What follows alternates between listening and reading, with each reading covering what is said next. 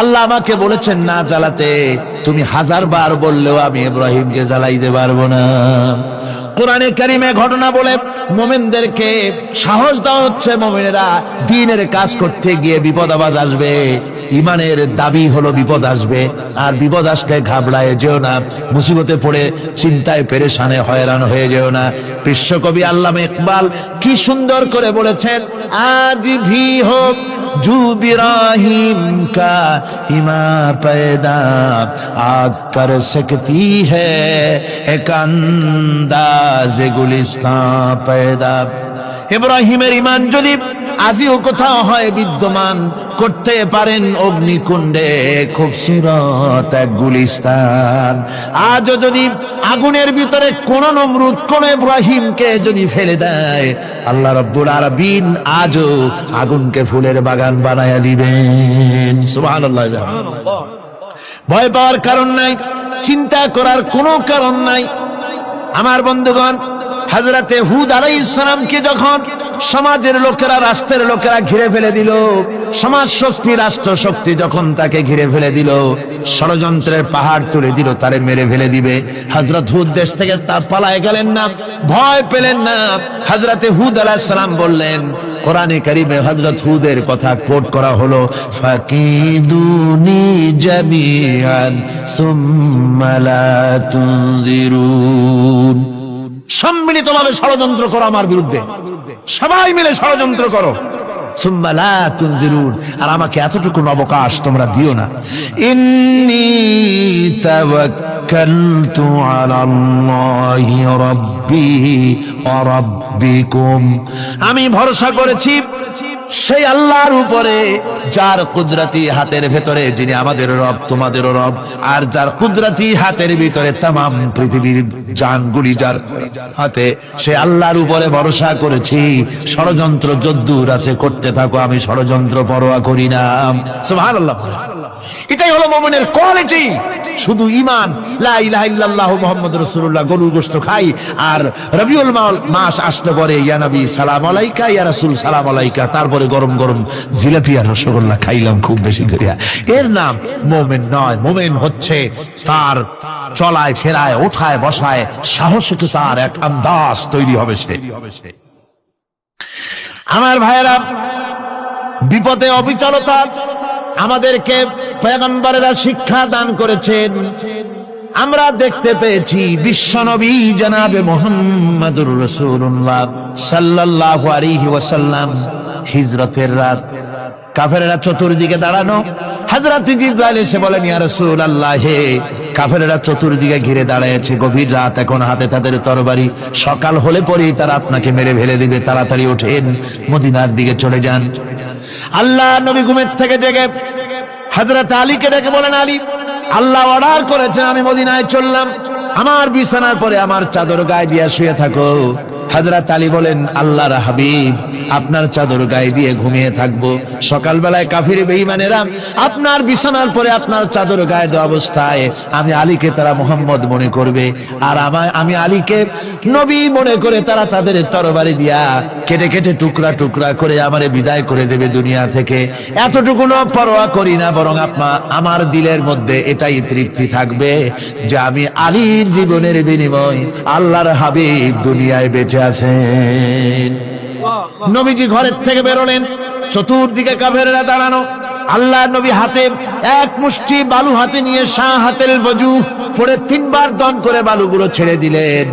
বালিগুলি ঘরের চতুর্দিকে কাফেরদের চোখে চলে গেল। পরবর্তী সময় রব্বুল আলামিন ডেকে বলেন, নবীরে, বালি যখন নিক্ষেপ আপনি করেছিলেন, ধুলাগুলি আপনি তো শুধু নিক্ষেপ করেছিলেন, কিন্তু চতুর্দিকে কাফেরদের চোখে গেল কেমনে? একদিকে মেরেছিলেন, সেই দিকেই তো যাওয়ার কথা ছিল, চতুর্দিকের কাফেরের চোখে চোখে সেগুলো পৌঁছে গেল কেমনে? ওয়ামা রামাইতা ইদ রামাইতা ওয়ালাকিন্নাল্লাহ রামা। আপনি নিক্ষেপ করেন নাই, যখন আপনি নিক্ষেপ করেছিলেন আপনি তো শুধু বালু কণা ছেড়েছেন, আর ওই বালু কণাগুলি ঘরের চতুর্দিকে সব কাফেরদের চোখে পৌঁছবার দায়িত্ব আমার কুদরত গ্রহণ করেছিল। আমার ভাইয়েরা, নবীজি বিপদে এতগুলি শত্রু তরবারি নিয়ে তিনি বিপদে ধৈর্য হারা হন নাই, আস্তে করে ঘরের থেকে বেরিয়ে হযরত আবু বকরের বাড়িতে গিয়ে হাজির। দরজায় গিয়ে আওয়াজ দিলেন আবু বকর। অমনি দরজা খুলে গেল। লাব্বাইক ওয়া সাদাইক। হুজুর বলেন আবু বকর রে, একটা ডাকে কেমনে সাড়া দিলে? তুমি কি ঘুমাইছিলে না? হযরত আবু বকর বলেন হুজুর, আপনি বলেছেন আমাকে নিয়ে হিজরত করবেন। আমি মনে মনে চিন্তা করেছি, না জানি কত রাত্রে নবীজি আসেন, উঠতে যদি আমার দেরি হয়ে যায়, নবীজি যদি দরজার কাছে দাঁড়ায় দাঁড়ায় আমারে ডাকাডাকি করে আর আমি যদি ঘুমায় থাকি, তাহলে আল্লাহর নবীর সঙ্গে বেয়াদবি হয়ে যাবে। এই মনে করে বিছানায় না ঘুমাইয়া আপনার গলার আওয়াজ শোনার জন্য এই দরজার সঙ্গে ফিট লাগাইয়া লাগাইয়া দাঁড়াইয়া ঘুমাচ্ছিলাম। আল্লাহর নবী হযরত আবু বকরকে সঙ্গে করে নিয়ে চললেন মদিনার দিকে। উল্টা পথে রওনা করলেন। বারবার কাবা শরীফের দিকে তাকাতে লাগলেন। বুখারী শরীফে এসেছে, নবীজি বারবার কাবার দিকে তাকিয়ে বলতেছেন, রে কাবা, বড় আশা ছিল তোর কাছে থাকবো, তোর খেদমত করব, কিন্তু তোর নিষ্ঠুর সন্তানেরা তোর কাছে আমারে থাকতে দিল না রে। আল্লাহ নবী মিসফালা দিয়ে জাবালে কেদোয়ার উপর দিয়ে চলে গেলেন জাবালে সুরে। গুহার কাছে যখন গিয়েছেন, হযর রক্ত হয়ে গেল। হযরত আবু বকর রাদিয়াল্লাহু তাআলা আনহু বলছেন, হুজুর আর উপায় নাই, দিন হয়ে গেল, এখন বুঝি ধরা পড়ে যাব। ওই গুহার মধ্যে গিয়ে আশ্রয় নেই। তবে আপনি দাঁড়ান, গুহার ভিতরে পাহাড়িয়া গুহা, বিচ্ছু থাকতে পারে, সাপ থাকতে পারে, আমি আগে ঢুকি। যদি কোনো হিংস্র প্রাণী থাকে আমার উপর দিয়ে আঘাত হয়ে যাক, আল্লাহর নবী হেফাজতে থাকুন। হযরত আবু বকর রাদিয়াল্লাহু তাআলা আনহু গুহার ভিতরে নামলেন। নেমে গুহা সাফ করে হুজুরকে ডাকলেন। হুজুর তাশরীফ ফরমালেন গুহার মধ্যে। হুজুর বলেন, আবু বকর, হেঁটে হেঁটে কষ্ট হয়ে গেছে, তুমি বসো, তোমার উরুর উপরে মাথা রেখে আমি একটু ঘুমায়ে যাই। আল্লাহর হাবিব ঘুমায়ে গেলেন। হযরত আবু বকর লক্ষ্য করে দেখেন চতুর্দিকে অনেকগুলি গর্ত দেখা যায়। এই গর্ত থেকে সাপ আসতে পারে, বিচ্ছু আসতে পারে মনে করে নিজের গায়ের চাদর ছিঁড়ে ছিঁড়ে গর্তগুলি বন্ধ করা শুরু করে দিলেন। কয়েকটা গর্ত বন্ধ করার মতো চাদর আর নাই, পাও দিয়ে চেপে ধরলেন। এক পাহাড়িয়া বিষধর সাপ বেরোবার জন্য চেষ্টা করে বেরোবার পথ খুঁজে না পেয়ে হযরত আবু বকরের পায়ের উপরে দংশন করেছে। বিষের যন্ত্রণায় হযরত আবু বকরের চোখ থেকে পানি দরদর করে পড়ছে। রাসূলুল্লাহর ঘুম ভেঙে গেল। আল্লাহর নবী তাকিয়ে বলেন, আবু বকর, চোখে পানি কেন? বাড়ির কথা বুঝি মনে পড়ে গেছে? হযরত আবু বকর বলেন, ইয়া রাসূলুল্লাহ, আল্লাহর নামে কসম করে বলি, যেই দিন আমি ঈমান এনেছি ওই দিন থেকে আমার মা বাপ, আমার কোলে আমার সন্তান, আমার স্ত্রী, আমার জায়গা জমি ঘর বাড়ি, এমনকি আমার নিজের আত্মার চাইতে হুজুর আপনারে ভালোবাসি বেশি। তাহলে কাঁদো কেন? হযরত আবু বকর বলেন, হুজুর, বাড়ির জন্য কাঁদি না, ছেলেপেলের জন্য কাঁদি না, সাপে দংশন করেছে, যন্ত্রণায় কাঁদতেছি। আল্লাহ নবী সঙ্গে সঙ্গে মুখ থেকে থুতু বার করে যন্ত্রণার জায়গায় লাগাই দিলেন। সঙ্গে সঙ্গে যন্ত্রণা বন্ধ হয়ে গেল। হুজুর বললেন, আবু বকর, প্রথম যখন তোমার এই আঘাত করেছিল সাপে, আমাকে কেন তাড়াতাড়ি বলো নাই? এতক্ষণ তো তোমার কষ্ট হতো না। হযরত আবু বকর বলেন, ইয়া রাসূলুল্লাহ, ওটা তো সাপে কাটার যন্ত্রণা, ওই যন্ত্রণায় আমার রক্ত জ্বলতেছে, যন্ত্রণায় যন্ত্রণায় আমার কলেজাটা যদি ফেটেও যেত। আল্লাহর হাবিব আরাম ফরমাচ্ছিলেন, আমি তাকে আরামে বিঘ্ন ঘটাতে পারতাম না। আমার ভাইয়েরা, হযরতে আবু বকর, হযরতে রাসূল দুজন বসে আছেন। এমনি সময় কাফের বেঈমানেরা খুঁজতে খুঁজতে জায়গা মতো এসে গেছে। একজনে বলে ভিতরে আছে, আর একজনে বলে নাই। পায়ের যদি থাকবে তাহলে মাকড়সায় জাল বুনালো কি করে? পাখি ডিম পেড়ে বসে আছে কি করে? তাদের সন্দেহ হতে লাগলো। এর মধ্যে না একজন বলে আছে আর একজন বলে নাই। হযরত আবু বকর ভয়ের চোটে কেঁদে ফেলেছেন, হুজুর আর উপায় নাই। এই যে অবস্থা, এই অবস্থার ভিতরে, এই অবস্থার ভেতরেও আল্লাহ নবী এতটুকু ঘাবড়ে যান নাই।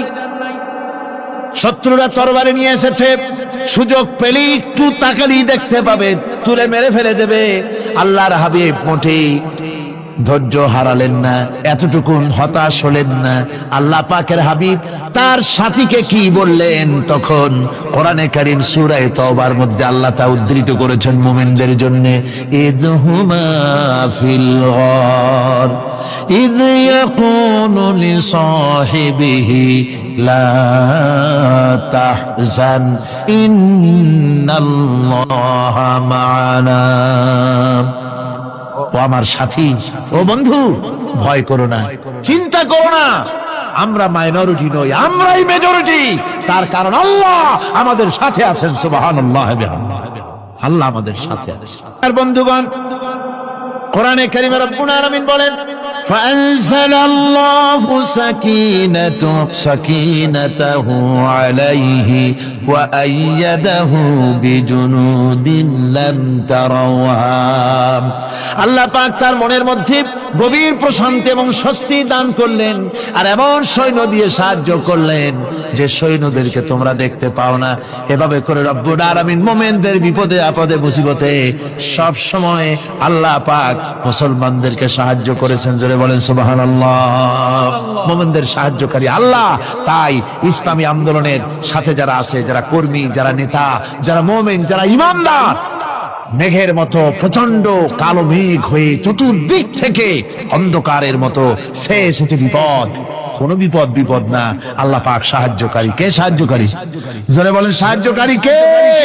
আল্লাহ সুবহানাহু ওয়া তাআলা, তিনি সাহায্য। ভয় নাই। আল্লাহ পাকের উপর ঈমান আনলে পরে কলিজার ভিতরে দুর্জয় সাহসের সৃষ্টি হয়ে যায়। কোনো ভয় অন্তঃকরণে তার থাকে না।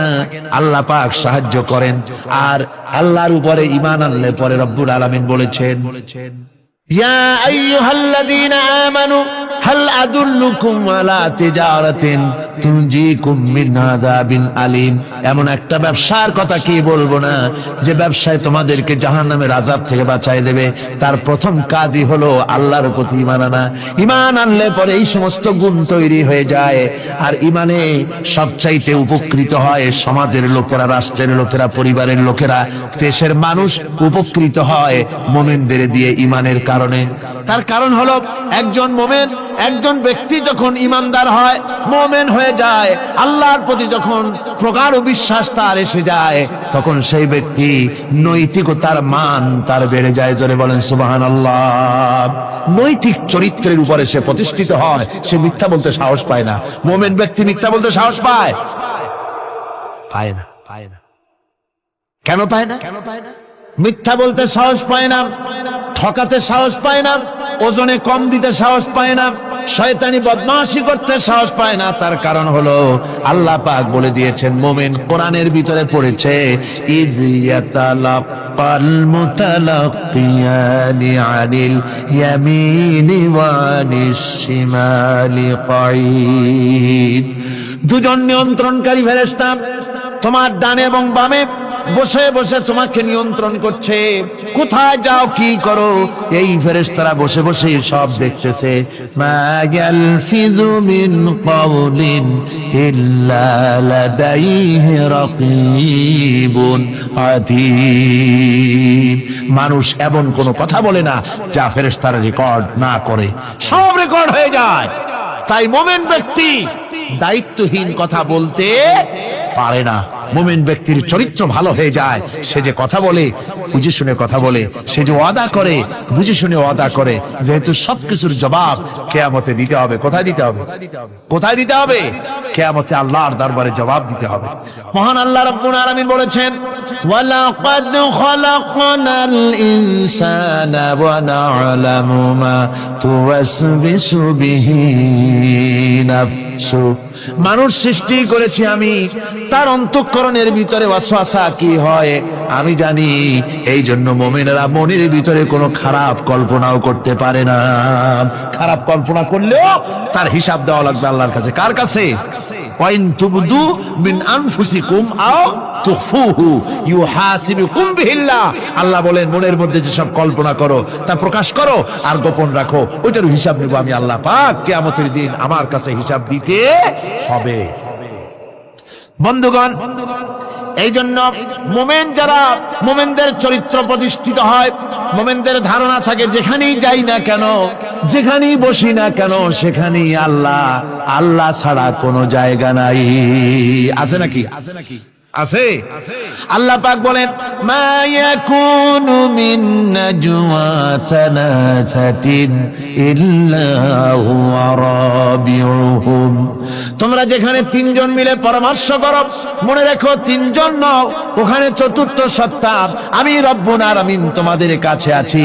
সব শুনি আর দেখি, পাঁচজন যেখানে হও সেখানে আমি ষষ্ঠ। এর থেকে যদি কম হও, এর থেকে যদি বেশি হও, বান্দারে তুমি আছো যেখানে আমি আল্লাহ আছি সেখানে। উপায় নাই, সব জায়গায় আমি দেখতে পাচ্ছি। শুধু তাই নয়, রাত্রিবেলায় মানুষেরা গোপনে পরামর্শ করে না? করে কিনা? রাতে রাতে পরামর্শ করে, এক জায়গায় বসে, হলের মধ্যে, পাহাড়ের মধ্যে, কোন জায়গায় বসে পরামর্শ করে। কি পরামর্শ? ইসলামী আন্দোলনের লোকদের মারবে, কোথায় তাদের ধরবে, কোথায় তাদের অত্যাচার করবে, এই সমস্ত পরামর্শ করে। আল্লাহ পাক বলছেন, শুনুন, আল্লাহ রাব্বুল আলামিন বলেন ওয়া হুয়া মাআহুম ইয ইউবাইতুনা মা লা ইয়ারদা মিনাল কাউল ওয়া কানা আল্লাহু বিমা তা'মালুনা মুহীতা। আল্লাহ পাক বলেন তিনি তো ঠিক সেই সময়ও তোমাদের কাছে থাকেন যখন তোমরা নিজেদের ঘরের মধ্যে বসে কোন এক জায়গায় বসে আল্লাহর মর্জির খেলাফ পরামর্শ করো, আল্লাহ তখনও তোমাদের কাছে থাকেন। আল্লাহর ইহাতা থেকে, আল্লাহর কর্তৃত্ব থেকে বেরিয়ে যাওয়ার কোনো উপায় নাই। সুতরাং গোপনে বলেন, প্রকাশ্যে বলেন, যেভাবেই যা কিছু করা হোক না কেন, আল্লাহর কাছে আমাদের সমস্ত অপরাধগুলি ধরা হয়ে যায়। আর এটাই হচ্ছে ঈমানের সীমা পরিসীমা। তিলকা হুদুদাল্লাহ ফালা তা'তাদুহা, তিলকা হুদুদুল্লাহ, এটাই হচ্ছে আল্লাহর সীমানা। ঈমানের এই সীমারেখা বজায় রেখে ঈমানের উপরে মজবুত করে কোন ব্যক্তি, পরিবার, সমাজ, রাষ্ট্র যদি তৈরি হয়, তাহলে সেই সমাজই শান্তি আসে, সেই সমাজই আরাম আসে, সেই রাষ্ট্র শান্তিপূর্ণ হয়, সেখানে দিন কায়েম হয়, মানুষ সুখ সমৃদ্ধি খুঁজে পায়। সর্বশেষ যে ব্যক্তি জাহান্নাম থেকে মুক্তি লাভ করবে, তাকে আল্লাহ পাক বলবেন, ফেরেশতাদেরকে বলবেন, আমার ফেরেশতারা আমার এই বান্দাকে জান্নাত এবং জাহান্নামের মাঝখানে রেখে দাও। জান্নাত এবং জাহান্নামের মাঝখানে লোকটি যখন থাকার জায়গা পাবে, সে জান্নাতের দিকে তাকায়া দেখবে আর কাঁদতে থাকবে। আল্লাহ পাক জিজ্ঞেস করবেন, বান্দারে যুগের পর যুগ ধরে জাহান্নামে কেঁদেছো, আমি রব্বুল আলামিন জাহান্নাম মাফ করে দিয়া জান্নাত জাহান্নামের মাঝখানে রেখে দিয়েছি, আযাব থেকে তো বেঁচে গেছো, এখন কান্দো কেন?